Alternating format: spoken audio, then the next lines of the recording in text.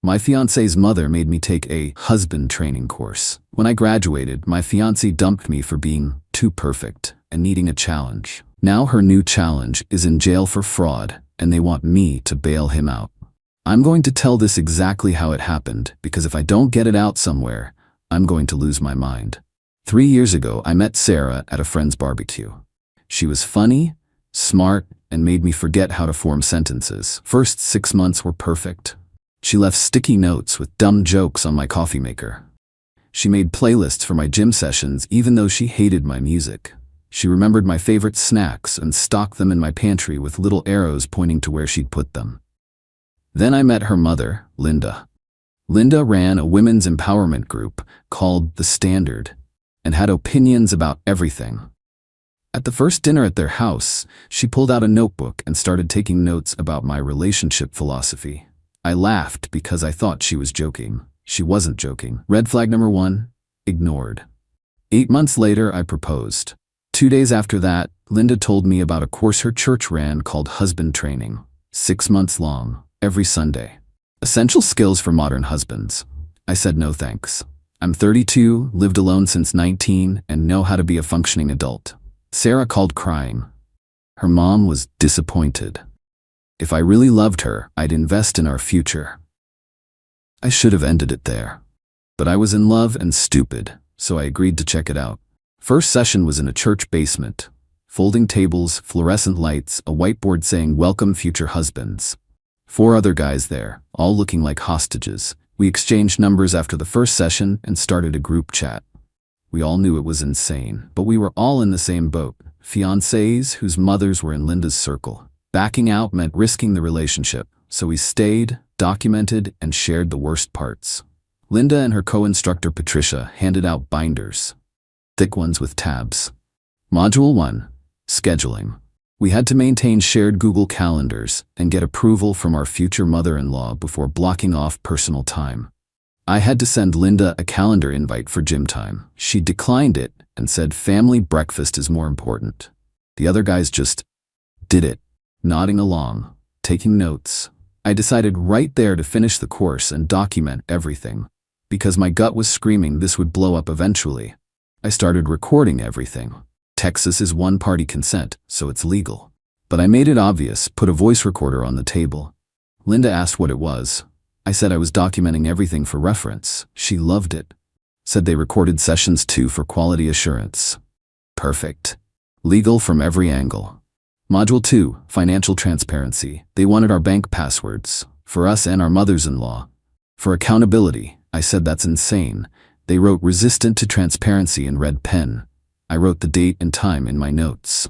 Module 3, Emotional Availability. Role-playing supportive conversations.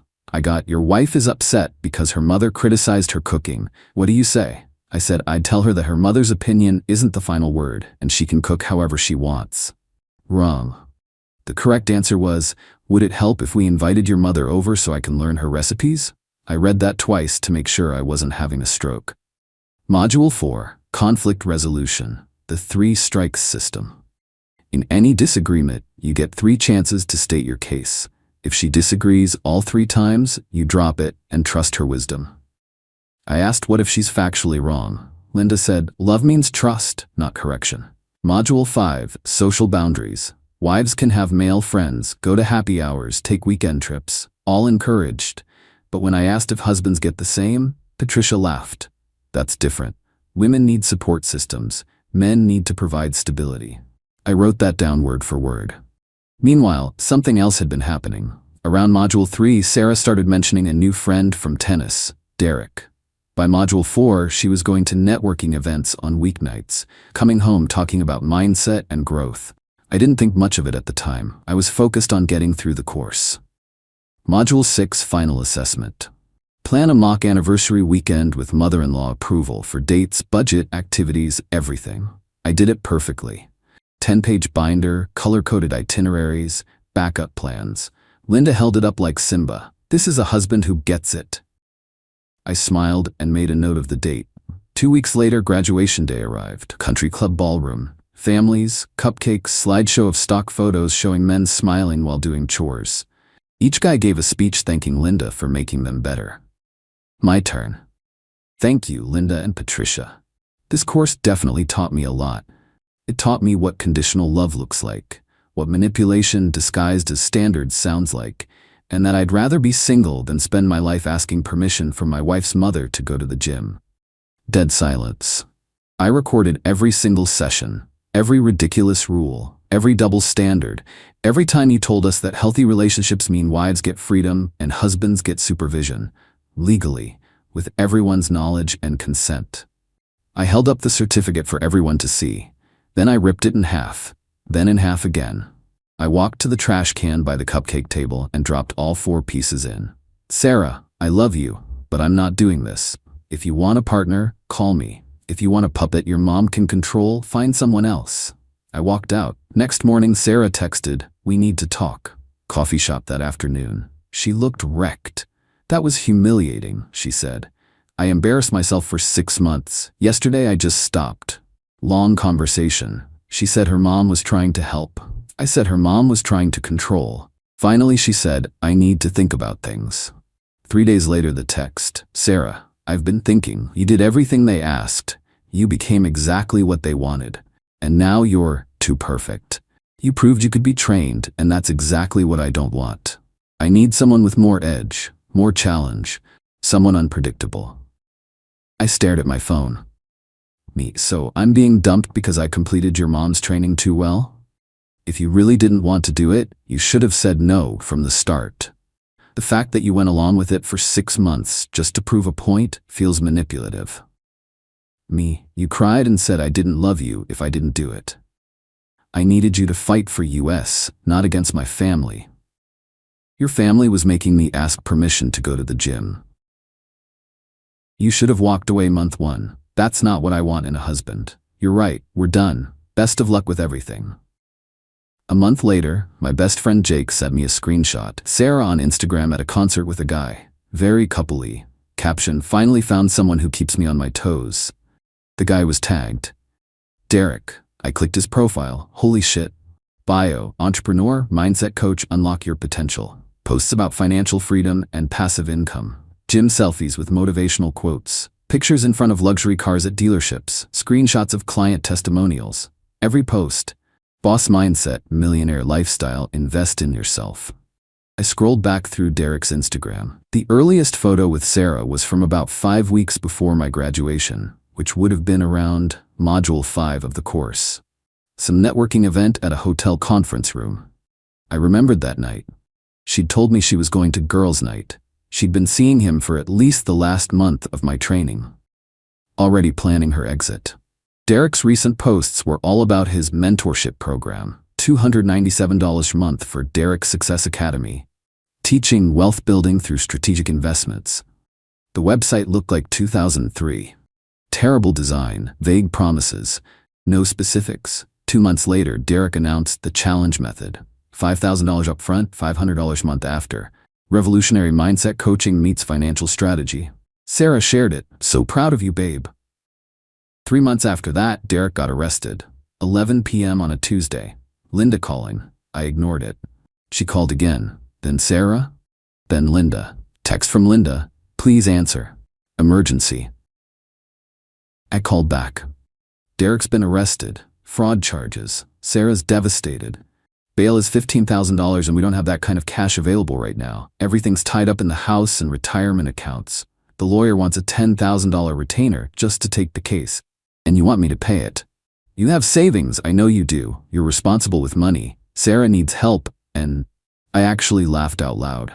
Linda, let me get this straight. Sarah dumped me for being too perfect after completing your insane course. She said she needed a challenge. She found one. And now that her challenge is in jail for fraud, you want me to pay $15,000 to bail him out? Sarah made a mistake. She knows now. She chose the challenge. She can deal with the challenge. Not my circus, not my monkeys, not my $15,000. I hung up, blocked her number. Sarah's voicemail was 2 minutes of crying and "I'm sorry" and "please." Deleted. Next day, I got a call from a number I didn't recognize. I answered because I thought it might be work-related. It was Derek. From jail, where calls are recorded, calling to ask for bail money while charged with fraud. Hey brother, look, some people who didn't put in the work got upset about results, you know how it goes. They're making this into something it's not. The state AG is blowing it up. I just need to get out and straighten this out with my lawyer. Why are you calling me? Linda said you might help with bail. Sarah talks about you all the time, how stable you are, how responsible. Sarah left me specifically because I was too stable and responsible. She wanted a challenge. You're challenging. This is working as intended. Best of luck with the lawyers. Hung up, blocked. The other guys from Husband Training had a group chat, survivors of Linda. Marcus posted, "Yo, anyone see Sarah's new boyfriend got arrested?" I sent the news article. Local man arrested for operating fraudulent coaching business. The article explained that Derek had been running multiple mentorship programs under different names for about 18 months before launching the challenge method. Total take, over $80,000 from more than 40 clients who never received the promised coaching. Marcus, Sarah said, "I need a challenge," and found a guy who's challenged by the law. Bran. Linda called my fiancé asking if we could help with bail. Everyone agreed, absolutely not. A few days later, someone posted in Linda's Facebook group, The Standard, asking what was going on with Sarah's situation. Comments exploded. Women defending Linda. Others asking about that guy who gave the speech at graduation. Then someone shared a clip, audio from one of the sessions. Linda explaining wives get freedom. Husbands get supervision. The group imploded. Women started commenting. My husband said it was weird, but I didn't believe him. This is what we're teaching our daughters?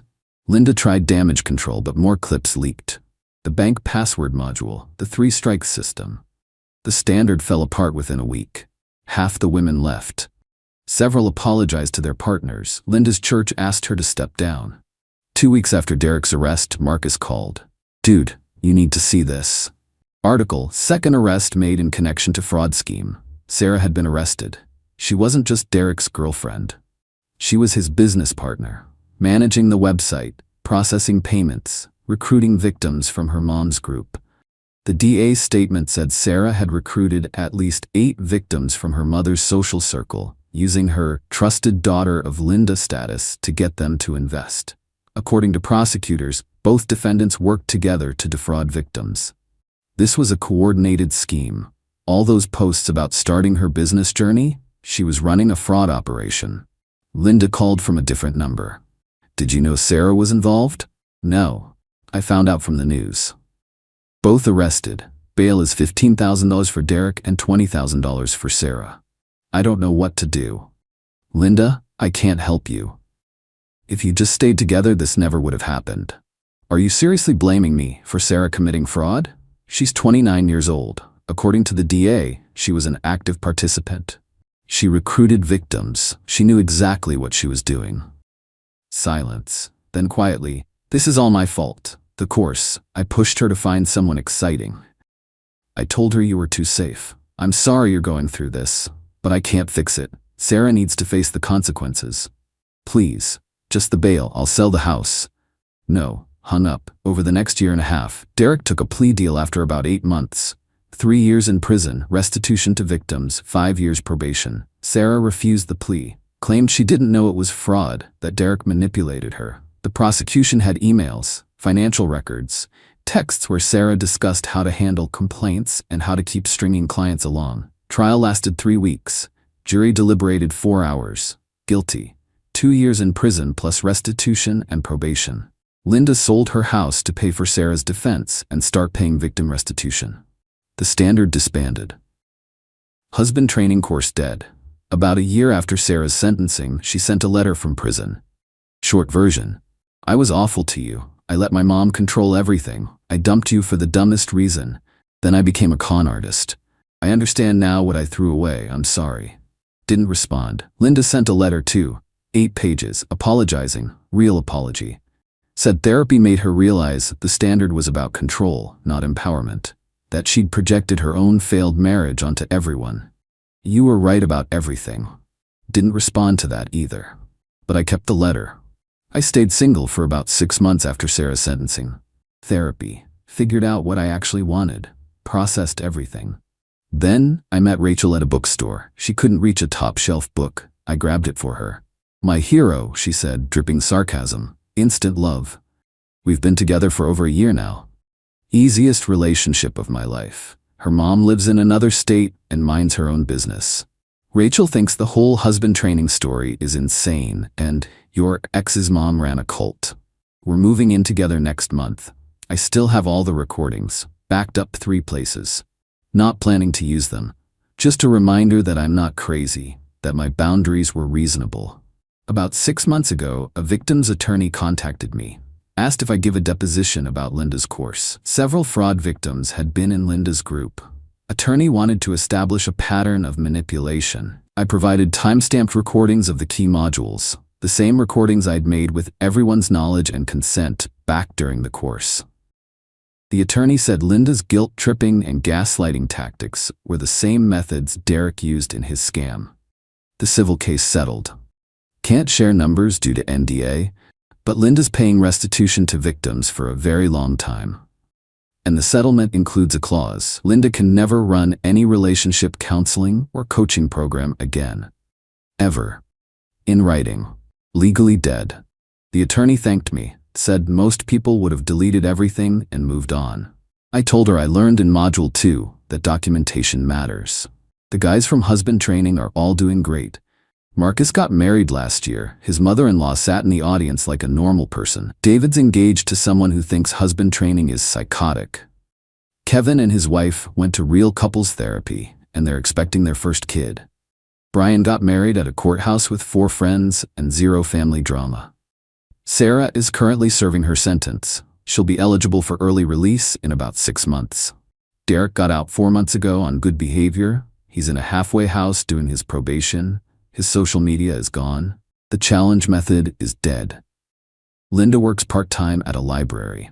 She pays victim restitution monthly. No groups. No programs. As for me, Rachel and I are happy. I don't need permission to go to the gym. I don't need mother-in-law approval for my schedule. I don't need to hand over my bank password. Sometimes I think about the alternate timeline where I said no in month 1. That version of me would be married to Sarah right now, miserable. Asking Linda's permission to see my friends. Living a life that belonged to someone else. Instead, I'm here. Free. With someone who doesn't think I need training to be worthy of her. Sometimes the good guys win, not because we're perfect, because we documented everything and stood our ground when it mattered. TLDR, Fiancée's mom made me take a 6-month husband training course, teaching control disguised as partnership. I recorded everything legally with consent. At graduation, I exposed the whole program and walked out. Fiancée dumped me for being too perfect and needing a challenge. Her new challenge turned out to be a con artist running fraud schemes. She was his business partner, both arrested and went to prison. XMIL wanted me to pay $35,000 bail total. I said no to everything. My recordings help victims in civil suit. Program got shut down permanently. Now dating someone whose mother isn't insane, life is good. Update 1. Addressing common questions for everyone asking, why did you stay 6 months? Love makes you stupid, and I wanted documentation. Should have left after Module 1, but then I wouldn't have proof I wasn't crazy. The recordings later helped fraud victims get justice, so I guess it worked out. Yes, this is real.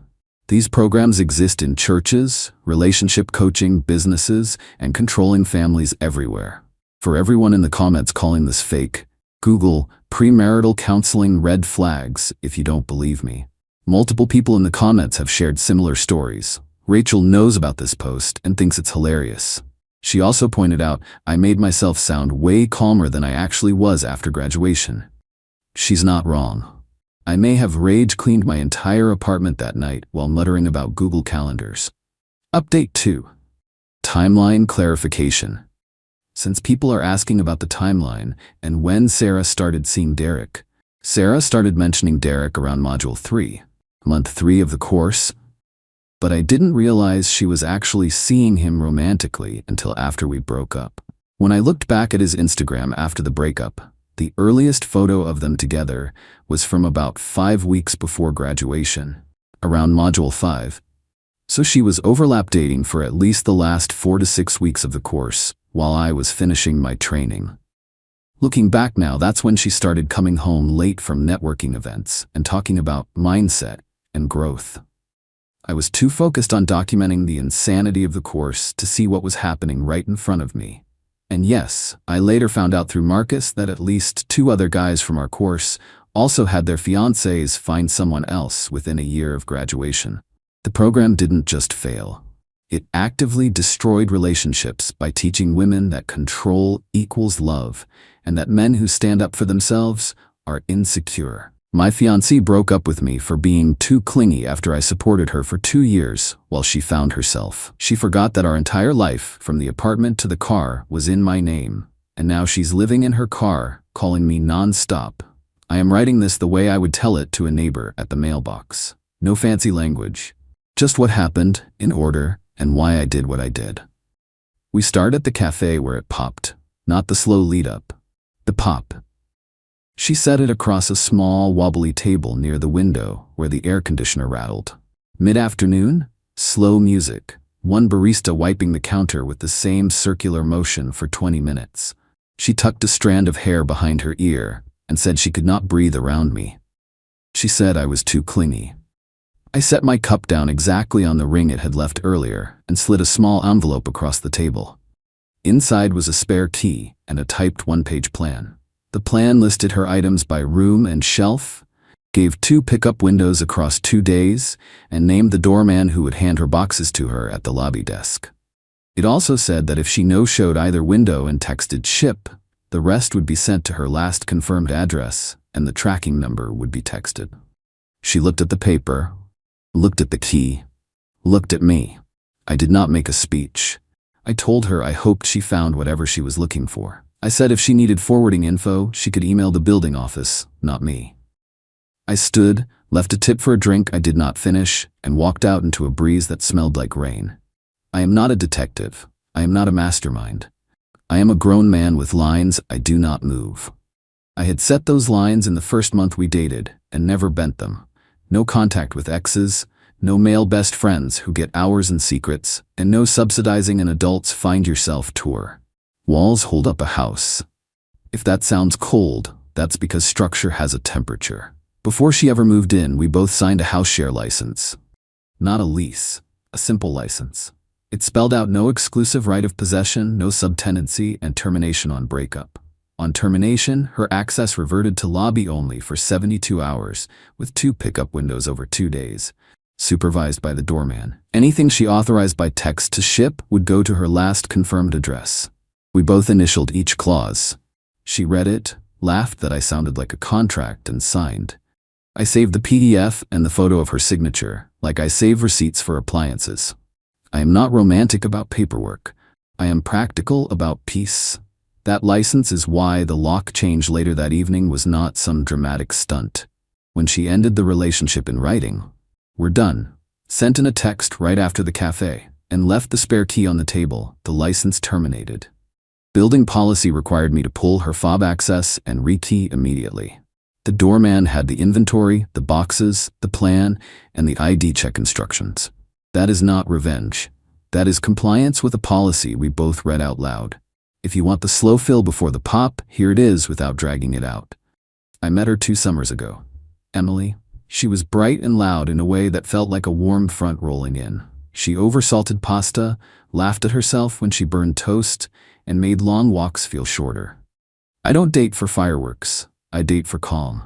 For the first year, she was calm. I told her my boundaries after the 3rd date. I do not do exes in any capacity. I do not do male best friends who operate like boyfriends. I do not bankroll vague paths. If we are under the same roof, there's a fair contribution we both respect. I said it out loud. I do not speak fine print. She repeated the rules back to me like a pilot reading a checklist before takeoff. It sounded like maturity. I believed her. I do not regret that. When someone looks you in the eye and promises to drive straight, you let them drive, and you keep your eyes open. Her lease ended near the end of our first year. She asked to stay with me for a few months while she figured out the next place. I said yes with conditions, and we signed the house share license. She contributed what we agreed on time most of that first year. When she was short, she told me before the due date and made it up the next month. I tracked it in a simple spreadsheet to keep fights from becoming math problems with missing numbers. The slide started in year 2. She got close to a group from a ceramics class. They talked about energy a lot. One guy in the group, Trevor, stood too close to people and used both hands to talk like he was framing you. I do not dislike people like that. I dislike what they do in other people's heads. I told her day 1, I don't do male best friends or collab partners who function like boyfriends. One warning. That's it. She said I was insecure. It's a common word people use when they want to bend your rules without admitting it. I told her it wasn't insecurity. It was a boundary. She called boundaries a cage. I said walls hold up a house. Around that time, the find yourself speech started. She quit one routine, tried another, posted quotes on the fridge about freedom. She bought a ring light and filmed coffee and thrift store videos. She smiled at her own reflection like she was meeting someone she liked better. I didn't mock it. Plenty of people sort themselves out in their 20s by trying things on. I didn't fund it either. I paid what I always pay in my house. She paid the contribution we agreed on. When she didn't, the spreadsheet showed it and the next month fixed it. Then it didn't. Late became partial. Partial came with a story that ran longer than the deposit. I told her to scale back. She said I was controlling. I said wanting what we agreed was math, not control. The Trevor situation edged from group chat to separate texting to late-night collab walks. She called him a collaborator. That was the violation, not the label. Not jealousy. Boundary breach. I told her once. She rolled her eyes and said, normal people have friends. I told her, normal people keep their partner out of triangles.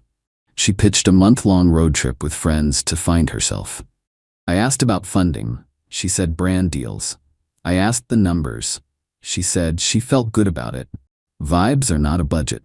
I told her she could go live her month, but the contribution didn't disappear because a camera turned on, and per the license, the spare key would live with the doorman while she was gone. We would reassess face-to-face when she came back. She said I was punishing her growth. I said I was protecting my peace. She left. The brand deals were gas money split 5 ways, and a lot of captions. She posted herself in places that looked like every other place, just at different angles. She came back mid-month for more clothes and left again. The second time she left, I wrote the 1-page plan that later went in the cafe envelope. Not revenge, a clean exit if needed. I kept living. Calm. She came back at month's end with stories and not a plan. She floated the idea of a long engagement and a small ceremony because it's not about the show, it's about the energy. I did not want a ceremony yet. I wanted proof we could carry weight. She asked if I loved her. I said yes. She asked if I could prove it by trusting her. I said love doesn't mean ignoring your own sense. We got engaged anyway because I was willing to trade time for clarity. I said the engagement did not erase the rules. She said she understood.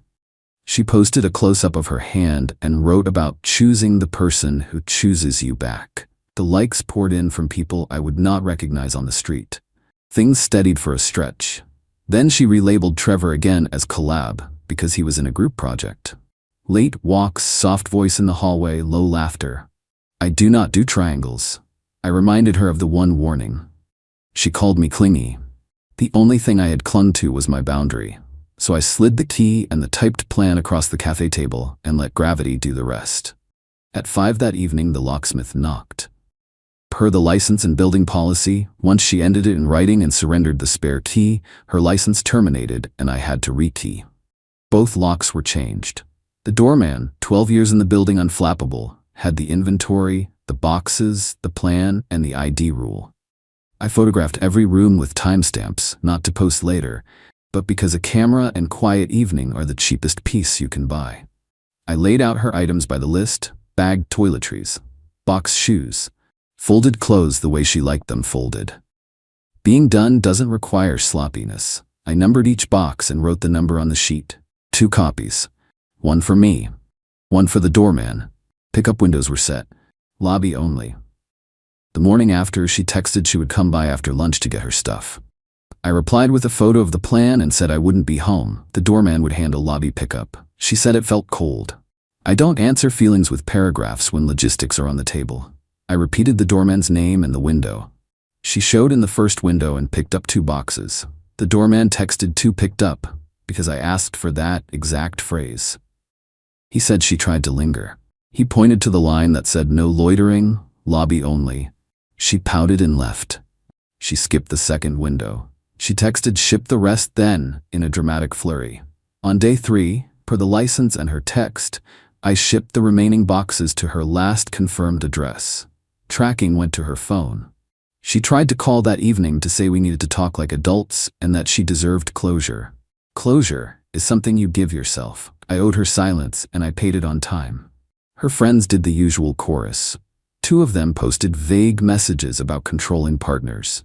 One, Kate, sent me a personal message about how I traumatized Emily with rules and made her feel like a guest in her own home. I did not reply. I saved a screenshot and said nothing. That is how adults win those fights. Trevor sent Emily soft quotes about bravery and choosing yourself. He drove her around like a knight, if knights wore hoodies, and checked their reflection in the rear view. I do not call men like him names. I just refuse to let them be extras in my house. Emily moved into a sublet, promised regular payments, put plants on a windowsill like little soldiers and forgot to water them. 2nd month late, 3rd month short. The leaseholder had a spine of her own and asked her to leave at the end of the week. Emily had boxes shipped to my building's lobby because she did not have a secure address for a bit. I refused them at the door and sent them back. I wrote, "No such person" on the slip, and the courier carried them away. They went to a friend's place 2 neighborhoods over. She lasted on a friend's couch as long as her mood did. Friends love a free spirit until their couch has a dent and the grocery bill rises. By the start of a cold month, she was sleeping in the back of her car after late nights with a collective. That word sounds better than no plan. I didn't learn this by following her. She told me in a voicemail after midnight when the temperature dipped below what you want to sleep in. She said she wasn't asking to come back, she just wanted to talk. She said she missed me. She said she could not stand how quiet it was without me. I did not call back. Silence is heavy when you have never lifted it. I blocked her for a weekend, and my apartment sounded like the thing I had been paying for all along. She came back with new numbers and fake accounts, small apologies, large excuses. She said she wanted to return the ring and talk. In our state, an engagement ring is a conditional gift tied to a wedding that never happened. I never asked for it back. I never waved the law around. She later mailed it on her own. I left the lawyers out of it. That is how you keep your skin unbitten when other people start flailing. She told people I had thrown her out with nothing and refused to let her get her belongings. The doorman had a pickup log with her signature and dates. I sent a single screenshot to the one mutual friend who asked me directly if her story was true. He said he thought as much and was tired of being asked to be an audience when the script did not match. She tried one last big swing, a dinner with her parents to close the loop properly. I did not want a scene. I went because I wanted a clean end that no one could rewrite later. The place had a chalkboard menu and too much pepper on everything. Her parents looked like they had a whole car ride conversation they were not done having. Emily opened with the clingy story and the smothered lines. She wished I had been more supportive while she found herself. She wanted to walk out as the one who overcame me, not the one who outgrew her own choices. Her mother asked for grace. I asked what grace meant. She said maybe Emily could use the apartment address for a short period to get back on her feet. I said no. Her father stared at the table like he was waiting for it to answer. I like that man. I took out a thin folder, no mic, no speech, just receipts and dates. I slid across the signed license, the contributions log, the late entries, the doorman pickup sheet, the tracking numbers stamped delivered. I did not read them aloud. Her parents did. Emily tried to wave them away. Her father read slowly. Her mother's lips moved like she was reading a prayer. I did not mention Trevor. I did not need to. People can feel a ghost enter a room. I said I had asked for simple boundaries and had not moved them. I said I let her go, then kept her gone. If she needed help, she had parents who loved her and friends who liked posting quotes. I am not her safety net. I am a man who keeps his house clean. Her mother apologized for assuming the worst. I said I didn't need an apology. I need not to be misnamed in my own story. Emily said I was making her look bad. I said I had not insulted her once. I had spoken dates and numbers.